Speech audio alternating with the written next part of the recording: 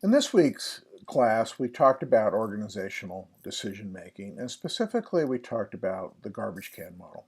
The garbage can model describes organizational decision making, and so its features reflect, as we've talked about many times, the division of labor, the hierarchical levels in an organization, and what does that mean as a practical matter? It means that the structure of the organization is fragmented. We have things that, like departments, we have certain teams, various subgroups that are involved in making decisions in the organization. And as a result, the process of organizational decision making has a bunch of independent activities going on.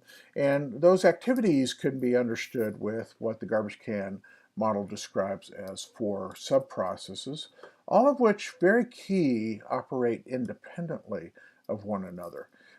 So the first process is problem creation, and this is very much how we think about organizational decision making, that it starts with a problem. And indeed, of course, there are problems and people seek to generate solutions associated with them. And these can be linked, but they're operating independently. But problems, seek solutions. We try and find a solution for our problem. But what the model points out is that solution generation also occurs in departments whose responsibility is solution generation. So they're very often in staff functions like information systems function, in our HR function, training function. People have jobs to do, which are to come up with programs and things that make the organization, we hope, work better. And they come in every day and work very hard at it. And so they will be generating solutions that we hope maybe anticipate problems, but sometimes they're just generating solutions because that's what they're supposed to do.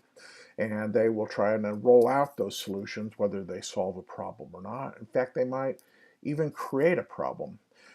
Correspondingly, on our problem generation side, sometimes we have problems that never attract solutions.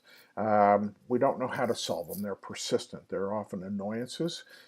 We gave some examples of that in class, issues like the mismatch between an actual office location and where it appears in a directory because of some anomaly in the information system and how that information is generated.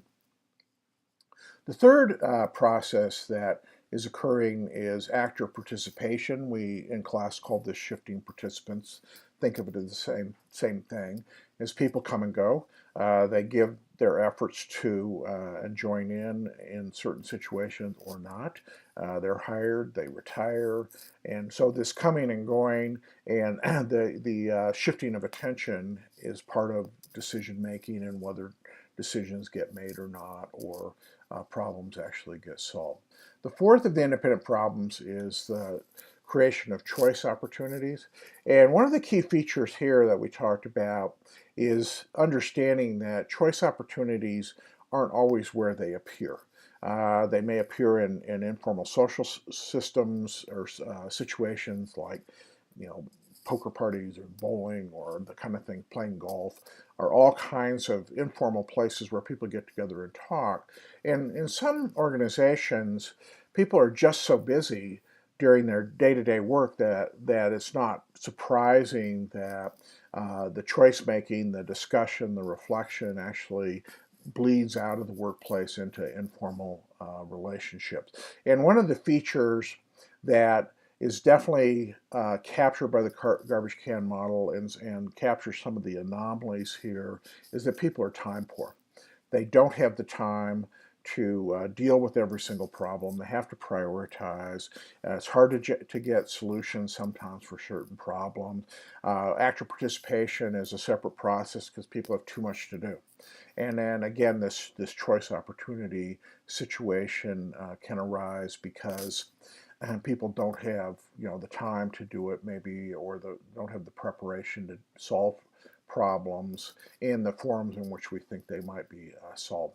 So they said this is a result of people being time poor, and what this tells us is as a manager with responsibility who has a problem, one of the things we first have to do is we have to devote time to the problem. If it's not important enough for us to put our time into it, nobody else is going to put time into it.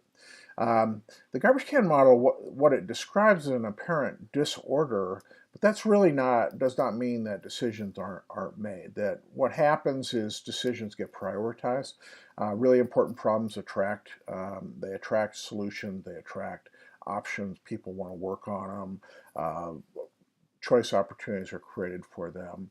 And then also correspondingly, people with a lot of power, someone like the CEO who has a problem can demand solutions be generated, can get people to work on the problem, and also can command choice opportunities.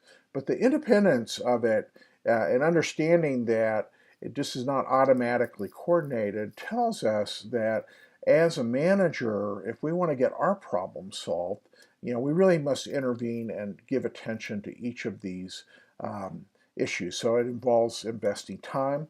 And then the other piece of it is what we see in practice is that there's this coalition building process. And in the coalition building process, other solutions may get attached to our problem. These are things that the people who are working with us want to accomplish, and they use our problem as a venue to get their solution.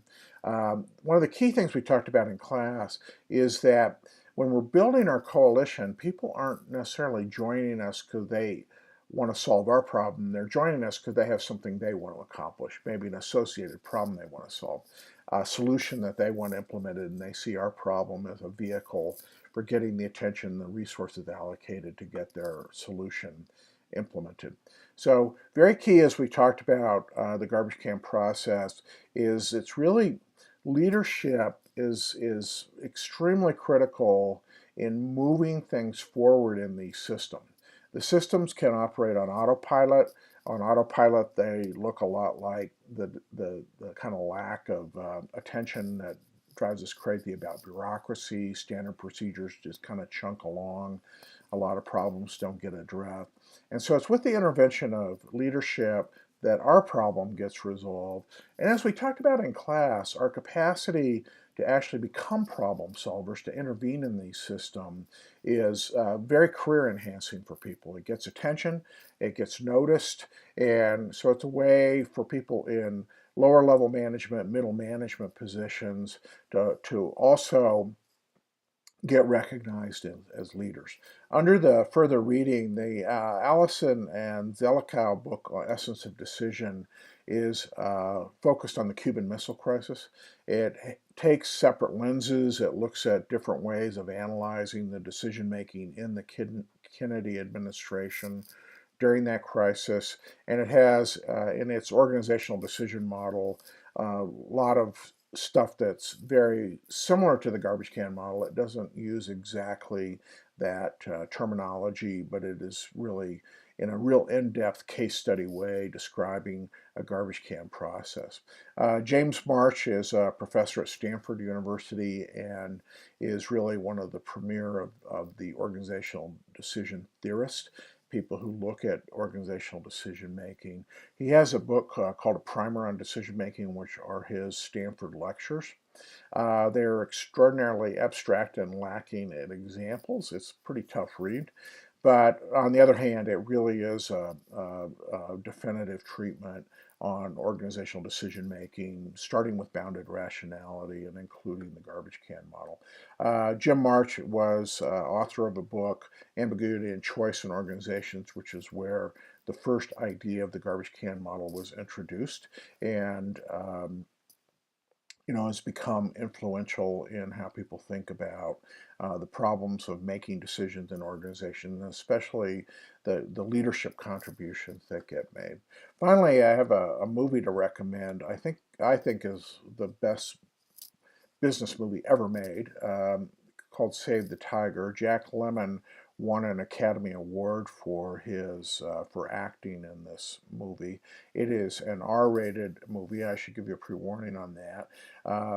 kind of unfortunately so, because it's kind of gratuitously are what doesn't necessarily need to be. Jack Lemmon is the owner of an apparel manufacturing firm, and they run into some interesting business problems because they diversify into a commodity product, men's shirts. They have been historically a women's sportswear manufacturer, and they decide they can make money making men's shirts, but it's a commodity and they're not competitive, and they got a warehouse full of shirts that they can't sell.